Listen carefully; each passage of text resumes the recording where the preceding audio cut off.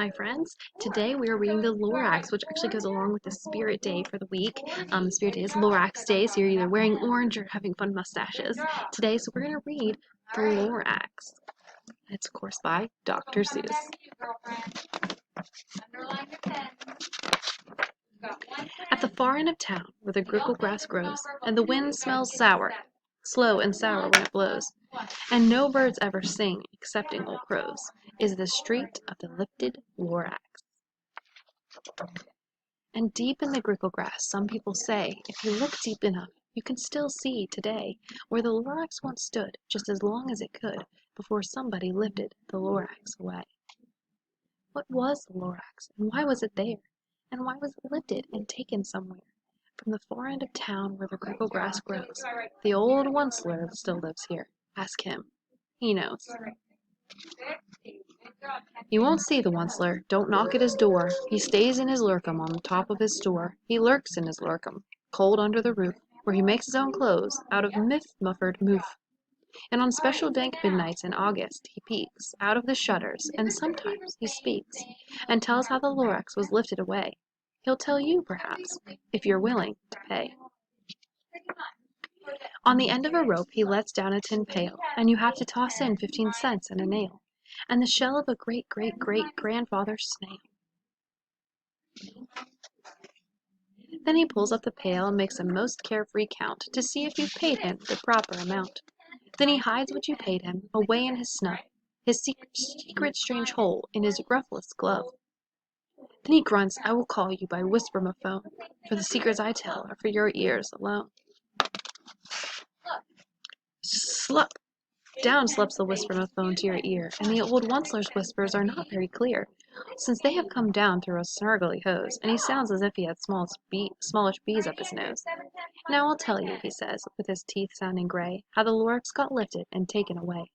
It all started way back, such a long, long time back. Way back in the days when the grass was still green, and the pond was still wet, and the clouds were still clean, and the song of the swami swans rang out in space, one morning I came to this glorious place. And I first saw the trees, the truffula trees, the bright-colored tufts of the truffula trees, mile after mile in the fresh morning breeze. And under the trees I saw brown barbaloots frisking about in their barbalo suits, as they played in the shade and ate truffula fruits. From the rivulous pond came the comfortable sound of the humming fish humming while splashing around. But those trees, those truffula trees! All my life I'd been searching for trees such as these. The touch of their tufts was much softer than silk, and they had the sweet smell of fresh butterfly milk. I felt a great leaping of joy in my heart. I knew just what I'd do. I unloaded my cart. In no time at all I had built a small shop. Then I chopped down a truffula tree with one chop, and with great skillful skill and with great speedy speed, I took the soft tuft and I knitted a thneed. The instant I'd finished, I heard a gazump. I looked and saw something pop out of the stump of the tree I'd chopped down. It was sort of a man. Describe him? That's hard. I don't know if I can. He was shortish and oldish and brownish and mossy, and he spoke with a voice that was sharpish and bossy. Mister, he said with a sawdusty sneeze, I am the Lorax. I speak for the trees.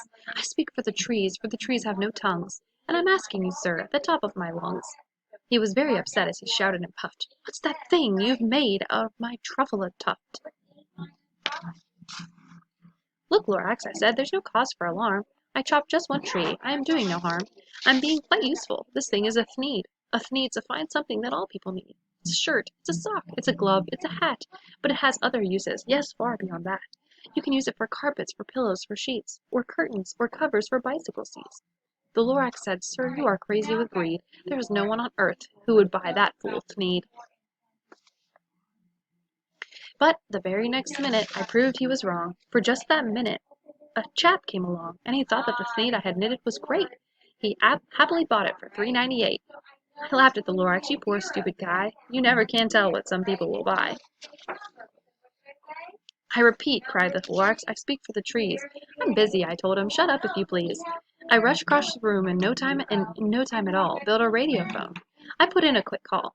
I called all my brothers and uncles and aunts, and I said, listen here, here's a wonderful chance for the whole Onceler family to get mighty rich. Get over here fast, take the road to North Niche, turn left at Weehawken, sharp right at South Stitch. And in no time at all, in the factory I built, the whole Onceler family was working full tilt. We were all knitting thneeds just as busy as bees, to the sound of the chopping of truffula trees. Then, oh baby oh, how my business did grow. Now chopping one tree at a time was too slow, so I quickly invented my super axe hacker, which whacked off 4 truffula trees at one smacker. We were making thneeds 4 times as fast as before, and that Lorax, he didn't show up anymore. But the next week he knocked on my new office door. He snapped, I'm the Lorax who speaks for the trees, which you seem to be chopping as fast as you please. But I'm also in charge of the brown barbaloots, who played in the shade in their barbaloot suits, and happily lived eating truffula fruits. Now, thanks to your hacking my trees to the ground, there's not enough truffula fruit to go round, and my poor barbaloots are all getting the crummies, because they have gas and no food in their tummies. They loved living here, but I can't let them stay. They'll have to find food, and I hope that they may. Good luck, boys, he cried, and he sent them away. I, the Onceler, felt sad as I watched them all go. But business is business, and business must grow, regardless of crummies and tummies, you know.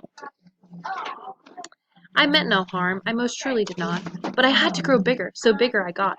I biggered my factory, I biggered my roads, I biggered my wagons, I biggered the loads of the feeds I shipped out. I was shipping them forth to the south, to the east, to the west, to the north. I went right on biggering, selling needs. I biggered my money, which everyone needs. Then again he came back. I was fixing some pipes when that old nuisance Lorax came back with more gripes. I am the Lorax. He coughed and he whiffed. He sneezed and he snuffled. He snargled. He sniffed. Onceler, he cried with a crepulous croak. Onceler, you're making such smogulous smoke. My poor swomly swans. Why, they can't sing a note. No one can sing who has smog in his throat. And so, said the Lorax, please pardon my cough. They cannot live here, so I'm sending them off. Where will they go? I don't hopefully know. They may have to fly for a month or a year to escape from the smog you've smogged up around here. What's more, snapped the Lorax, his dander was up. Let me say a few words about gluppity glup. Your machinery chugs on day and night without stop, making gluppity glup, also schluppity schlop. And what do you do with this leftover goo? I'll show you, you dirty old Onceler man, you. You're glumping the pond where the hummingfish hummed. No more can they hum, for their gills are all gummed. So I'm sending them off. Oh, their future is dreary. They'll walk on their fins and get woefully weary, in search of some water that isn't so smeary. And then I got mad. I got terribly mad. I yelled at the Lorax, now listen here, Dad. All you do is yap yap and say bad, bad, bad, bad. Well, I have my rights, sir, and I'm telling you, I intend to go on doing just what I do. And for your information, you Lorax, I'm figuring on biggering and biggering and biggering and biggering, turning more truffula trees into needs, which everyone needs. And at that very moment we heard a loud whack. From outside in the fields came a sickening smack of an axe on a tree. Then we heard the tree fall, the very last truffula tree of them all. No more trees, no more needs, no more work to be done. So in no time, my uncles and aunts, every one, all waved me goodbye. They jumped into my cars and drove away under the smoke of smothered stars. Now all that was left beneath the bad-smelling sky was my big empty factory, the Lorax, and I. The Lorax said nothing, just gave me a glance, just gave me a very sad, sad backward glance, as he lifted himself by the seat of his pants, and I'll never forget the grim look on his face when he hoisted himself and took leave of this place, through a hole in the smog, without leaving a trace. And all that the Lorax left here in this mess was a small pile of rocks with the one word, unless. Whatever that meant, well, I just couldn't guess. But that was long, long ago. But each day since that day I've sat here and worried away. Through the years, while my buildings have fallen apart, I've worried about it with all of my heart. But now, says the Onceler, now that you're here, the word of the Lorax seems perfectly clear. Unless someone like you cares a whole awful lot, nothing is going to get better. It's not. So, catch, said the onceler. He let something fall. It's a truffula seed. It's the last one of all. You're in charge of the last of the truffula seeds, and truffula trees are what everyone needs. Plant a new truffula, treat it with care, give it clean water, and feed it fresh air. Grow a forest, protect it from axes that hack. Then the Lorax and all of his friends may come back. So this is a really great book about, caring for nature and not wasting the resources that we have on our earth and caring for it. So he says it's not going to get better if people like us, like you and me, don't care a lot about nature. So cleaning up trash, planting plants, planting trees, anything we can do to make our world better. So that was the Lorax. I hope you enjoyed it. Have a great rest of your day.